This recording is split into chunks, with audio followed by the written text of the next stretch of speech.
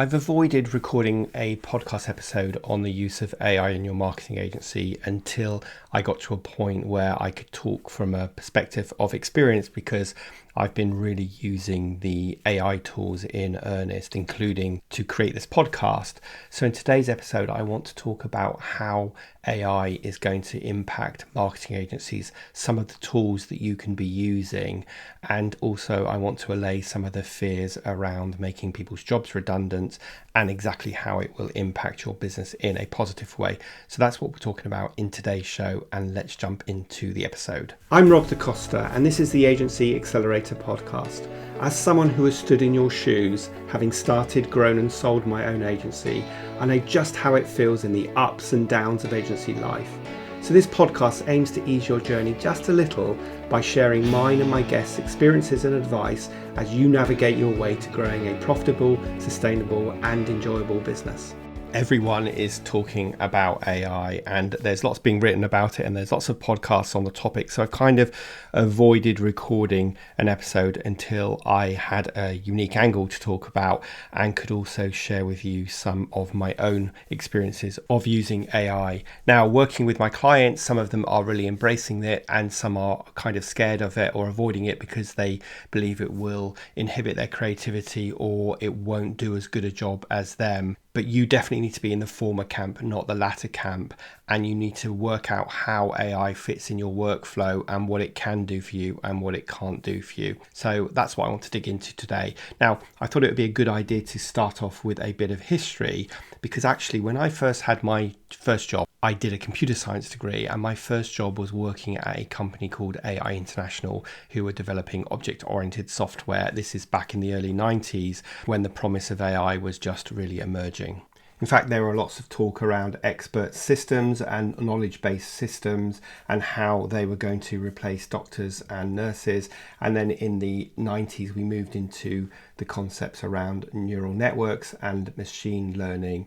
And then as we move into the 200s, there started to be more of a resurgence of AI and more of a practical application of the tools.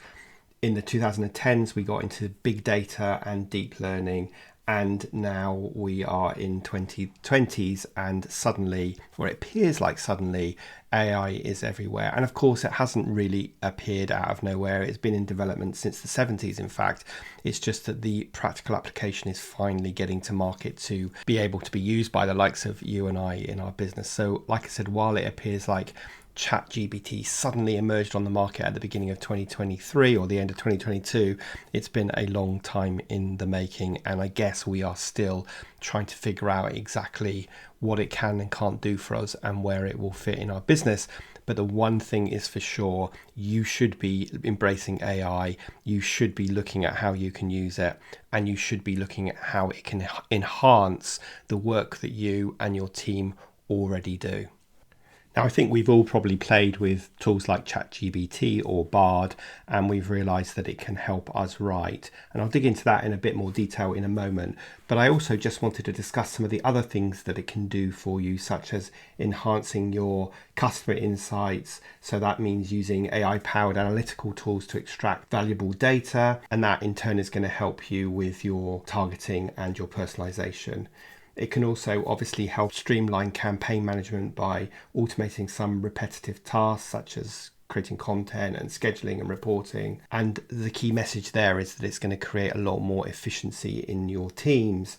And finally, it can also help you with customer engagement using things like chatbots and virtual assistants in providing customer interactions. And as we learn more about that and more tools come on the market, we'll be able to do it in a really human-like way. So those people are saying, yes, but it's never going to replace the human interacting with the client. Well, of course it won't, but it will replace some of those initial interactions where they may be able to get their help online, and the chatbots are just going to be a lot smarter about directing them to the specific content based on any kind of natural language that they type in. Now, it feels like almost every day there are new tools emerging on the market as software developers and app developers are quickly learning how to use the AI and creating tools for it. So, of course, we've got writing tools like Bard and Chat GPT, but there are also graphical tools that are helping us create really great images just by typing in like furry cat in a cup and it's producing those images. We've got 3D rendering tools, we've got video creation tools, we've got avatar tools, we've got tools that will help you edit audio and video and written text. The opportunities are endless, they're just limited by our imagination, I think. Now, how am I using the AI tools? Well, I'm certainly using Chat GPT to help me create outlines for emails and for workshops. I'm using it to help me come up with much better subject lines for emails and topics for workshops. And what I'm not doing is using it to write an email for me and just copy and pasting that in. Not because it's plagiarism, but because it's not necessarily going to capture my tone of voice and the personal style that I want to use. One thing that's worth noting is that if two different people in different computers typed in the same question, they will get two different answers from ChatGPT. So we're not just being given the same responses. And the reason for that is because when you have ChatGPT or Bard or whatever open, it's learning about your style and it's creating content that's relevant to your style. So the more it learns, the better it gets and the more tailored to your style it will become. So I'm using it to help me write and help me write faster. I'm using it to create outlines for presentations and workshops that I'm running. I'm also using it to help me create my podcast much quicker. I'm using a great piece of software called Cast Magic. And basically I can just upload this audio once the podcast is finished and it will transcribe it for me so I don't have to pay for a transcription service anymore. It will also create the timestamp that you'll see in the show notes. It will also write biographies of guests that I have on the podcast. It will come up with some great titles. It will write emails. It will write social media posts. You kind of get the message. And I would say that I would usually spend 2 hours a week creating all of that for my podcast. Now I can do it in about 15 minutes because, of course, I still need to edit the content that the AI is creating. But there is a really good practical application for me that is saving time. Now, I also wanted to talk about some of the fears that people have around using AI, because I know just from talking to some of my clients that they are nervous or concerned. They're concerned about copyrights and plagiarism and all that stuff, which I think will come out in the wash further down the line. But they're also thinking, oh, I'm a copywriter and it can never do my job. Well, no, it's not trying to do your job. So I think one of the big concerns a lot of people have is around job displacement. And you just need to remember that AI is not meant to replace human creativity, but it's supposed to augment and complement it. And it means that roles in agencies will start to shift. So a copywriter still has to put great content in to, say, ChatGPT to get great content out. So I think we're going to be able to elevate our roles, and I think AI is going to create bigger capacity, which means we can deliver more to clients quicker, and hopefully that means we will become more profitable rather than just the client expecting more. I think it really bangs the drum for why your agency needs to have a really clear niche and a really clear value proposition, because AI tools are going to make some of our tasks very commoditized. So we need to make sure we are elevating what we do and having a clear point of differentiation. But we absolutely need to be embracing tools to help us with creativity and content creation, whether that be written text or images or video, because AI is going to make that much easier. And as I alluded to earlier, the second point that a lot of agencies are concerned around is ownership and plagiarism. And this is a bit of a complex one, and I think a lot of this is going to emerge over the time, because traditionally when you write something, then of course you own it and the owner of that copy is a human. Well, now we're getting AI generated content. It kind of challenges that thinking and it blurs the lines between human and machine creativity. And of course, at the moment, most copyright laws do not explicitly address AI generated content, which is leading to legal ambiguities and of course lots of debates right now around ownership. Now, another reason not to just blindly copy the content that AI tools create is because if you are training your AI tool, then there's more human involvement from you and more creative contribution from you, and that means that you're taking more influence in the copyright ownership, whereas if you were just merely setting up the system and copying it but not actually contributing, then you are setting yourself up for more ownership claims. And I know that is a complex topic which I have absolutely no expertise in. It's just what I'm reading online. And what I feel agencies should be doing is they should be writing their internal policies so that their teams understand how and when and where these AI tools can be used and what they should be used for, so that we are not just blindly typing write me a press release on blah blah blah and copy and pasting it, but we are actually giving much more insight into the question we're asking and then editing the content that the AI tools produce. And so you want to have a policy in your agency that says this is where we're going to use it, this is where we're not going to use it, and this is how you should use it, this is how you shouldn't be using it. I think that's the best advice I can give right now. And I think as lots of debates go on with lawyers and so on, it's going to become more apparent where we stand legally. Now, in this episode, I wanted to include some top tools that you can consider using. And almost as soon as this is published, this list is going to go out of date, but I will put links to all of these that I mentioned today into the show notes. So number one, of course, is Chat GPT, which is leveraging OpenAI's powerful language model to enhance customer interactions and automate content creation, and also enable you to create personalized content. The second tool that's worth mentioning is Adobe Sensei, and this is Adobe's AI framework, which offers intelligent features like image recognition and content recommendations, predictive analytics to optimize marketing campaigns and more personalized experience. Then we've got Google Cloud AI, and this is Google's suite of AI tools, including machine learning APIs such as Cloud Vision for image recognition, Cloud Natural Language for sentiment analysis, and Dialogflow for building AI chatbots. IBM is also getting in the act with IBM Watson, which is providing a similar range of tools to Google Cloud AI. Salesforce has created their Einstein product, so this is built into the Salesforce CRM platform, and Einstein is utilizing AI to provide predictive analytics, lead scoring, customer segmentation, empowering marketing agencies to make data-driven decisions and optimize campaigns. So that sounds really exciting.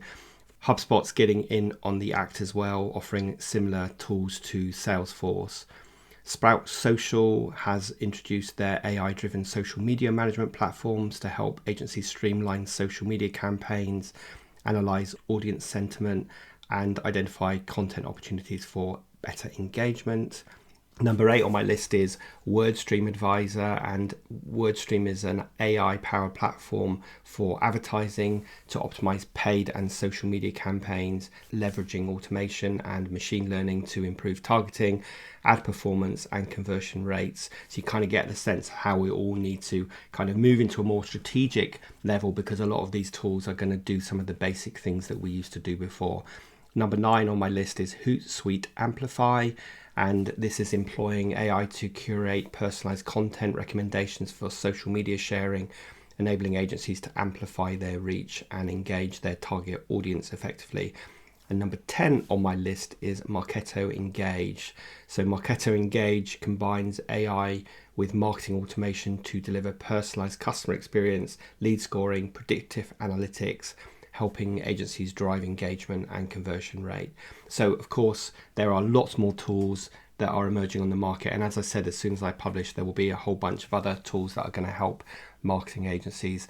I'm really excited when Microsoft releases their Outlook AI tools and how that's going to help you integrate everything, write replies on emails, help you create PowerPoint presentations much more quickly. So I think it is really exciting, and I'm definitely embracing AI rather than being scared of it, and I hope you are too.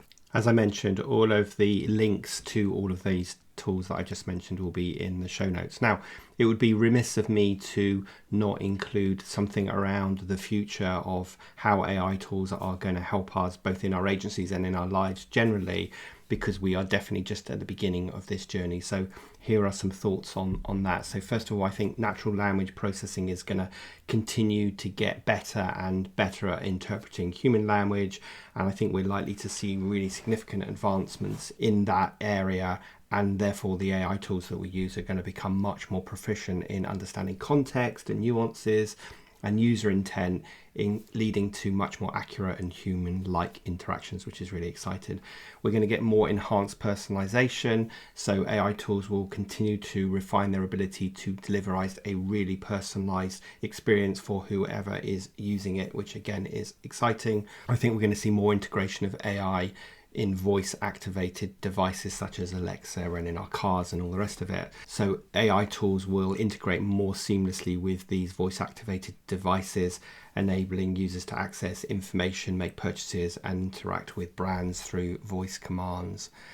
I think we're going to get more clarity on the ethical and responsible use of AI, and as AI adoption grows, there'll be an increased focus on ethical considerations, fairness, transparency, and I think AI tools will be designed with built-in safeguards to prevent bias, adhere to data privacy regulations, and provide explanations for AI generated decisions.